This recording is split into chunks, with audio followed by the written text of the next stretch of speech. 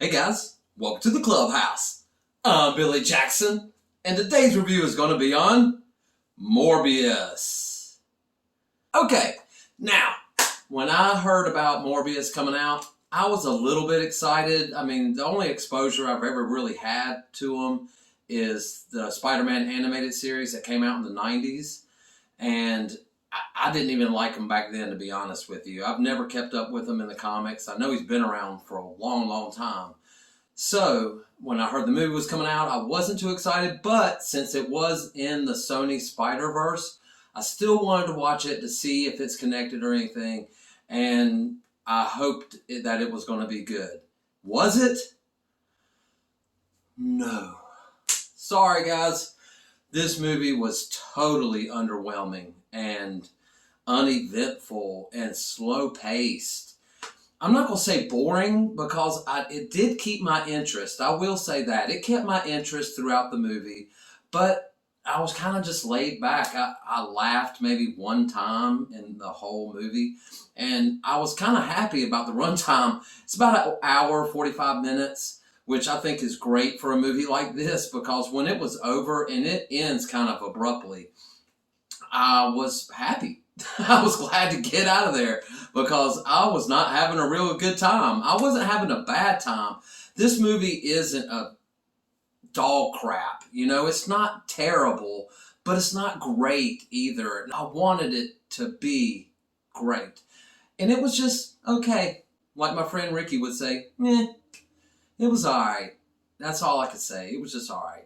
You know, it's about Michael Morbius. He's a doctor that has this rare blood condition, and he wants to inject himself with vampire blood because the way a vampire bat's blood works, they're the only animals in the animal kingdom that can totally survive just on drinking blood.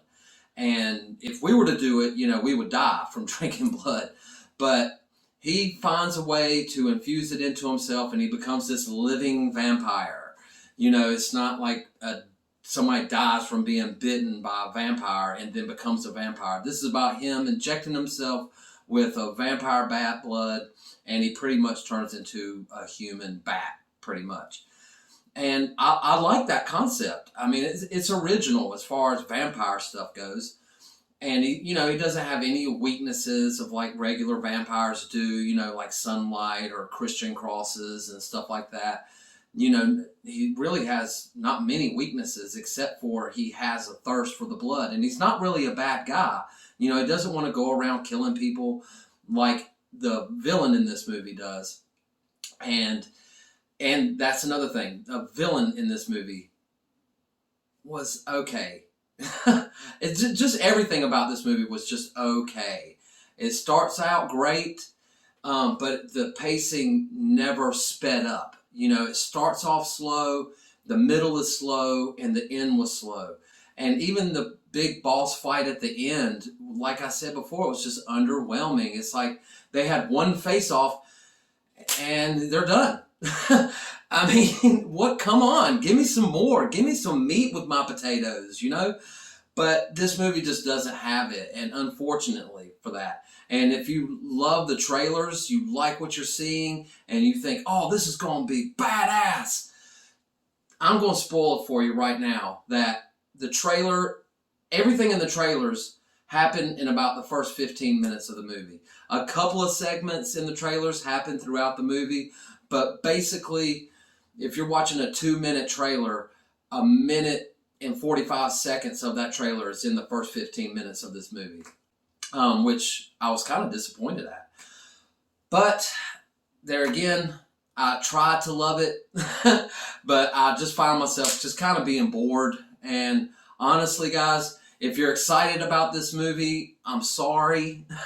You're not going to have a bad time watching it, but I'm just going to say, you can save it for being at home. You don't have to see this movie in the theaters. It really would probably be a waste of your money. I would just wait 45 days and it's going to come out streaming and you can watch it then.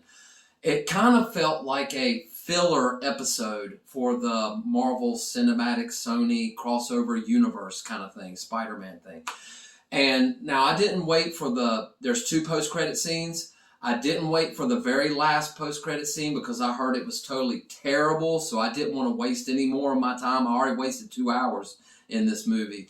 So I didn't want to waste another 10 minutes waiting on the end credit scene that I know is bad. But I did watch the first post-credit scene, and I have to tell you, it did not make any sense whatsoever. I mean, I understand what they're trying to do, and I'm not going to spoil it or anything. You can watch it for yourself if you want, but if you're into the Marvel Cinematic Spider-Man universe, you'll know the character that comes in. But if you don't, if you haven't watched those movies, you will be there like, who's that guy? You know, you're not even going to know. And my buddy, we went to the theater, and after the post-credit scene played out and we left, I didn't even hear the guy, but he told me later that a guy in the audience literally said, "Who was that?" You know, so why put that in? I just didn't understand it. It didn't make any sense to me because I knew who it was, and it still didn't make any sense. So I was just kind of disappointed by this movie altogether. Like I said, it's not terrible. If I gave it, a number on a scale of 1 to 10, I'd say a 5, which isn't terrible, but isn't great either. It's just kind of, it's all right. So save your money. Don't go to theaters to see this, honestly, because you'll be disappointed. But it's worth watching if you're into the Spider-Man universe. Not that he's in the movie at all. I'll spoil that for you. And I know in the trailer he walks by a poster of Spider-Man. That's not even in this movie. So I was disappointed by that because they made me think that, he was going to be part of this universe, which I know he's in the Spider-Man universe, but there's no Spider-Man in this movie. So don't expect it going into this, even though he is a Spider-Man sub-character from the comic books. And I was kind of disappointed by that. So anyway, guys, that's my thoughts on it. I didn't hate it, but I didn't love it. I just kind of thought it was okay and really kind of boring. I'll probably never watch it again, honestly. I have no reason to because there's no lead up to this. There's nothing that happens after this. So I don't know where they're going to go with this character, if anywhere at all, because I'm going to predict right now it's going to do horribly in theaters as far as box office is concerned. But hey, that's just my personal opinion. You guys might like it. I mean, and that's where my question comes in. Have you seen Morbius? Do you plan on watching it opening weekend? Let me know in the comments below. Remember to like my videos and subscribe to my channel. And as always, make yourself happy every day. And the only way to do that is to remember the only thing stopping you is you stopping. Bam!